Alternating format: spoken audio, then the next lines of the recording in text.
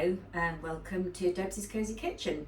Having made my mincemeat yesterday for my mince pies, I thought today I would make some pastry. Very simple, so I'm just going to make it in my food processor. So the first thing to go in is 420 grams of plain flour. I'll pop that in. That's that. And then the next thing, actually I might just move that over here, then you can see what I'm doing, is 140 grams of icing sugar into the food processor. That all goes. I hope it's all going to go in, I'm sure it will. And then 350 grams of cold chopped up butter. That goes in.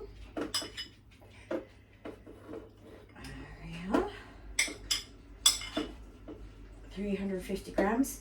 I love making mince pies. I used to make them, well, as a child with my mother, and I can remember the build up to Christmas and mummy in the kitchen. We had an Aga and she would be slaving away and making trays and trays and trays of mince pies. And then on Christmas Day they'd all appear and we'd eat the whole lot and think, oh my gosh, there aren't any more. But mummy being mummy and organised, in a tin was a whole load more of mince pies. So she didn't make her a mincemeat like I do, but she made the most delicious pastry and mince pies, and it brings back lots of very happy memories.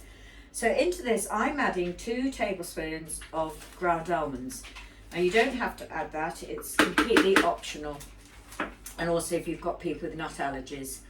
I'm then adding in the juice of, I'm actually using a satsuma, not an orange, a juice of an orange, and that's going to go in, or rather satsuma or orange, you can use whichever, and then also the zest of it as well.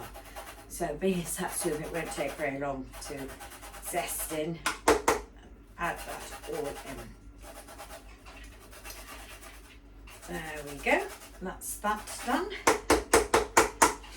I'm then going to put this on and whiz it all up together in, right, this is now finished whizzing up in the food processor. I'm just going to get that all out. It's a bit stuck there where the knife sharp blade went. There we go, that's all out. Don't want to waste any, as you know, I don't like waste. I'm just going to add a little bit of flour onto my board here to knead it all together, and then what I'm going to do is pop it in some greaseproof paper and in the fridge for a good 20 minutes before we start to roll it out to make the mince pies. So that's done. Pop that in, over. I might just have to put another piece of greaseproof paper with it so it doesn't dry out. These are quite useful, these ones, that just you don't have to break them all up. That's that. There we go. And I'm now going to go and pop this over in my fridge. And then in 20 minutes, about a good 20 minutes, sit there so it's nicely chilled. Because if you don't chill it in the fridge, it makes rolling it out an absolute nightmare. So we'll leave that for 20 minutes and then get cracking on the mince pies.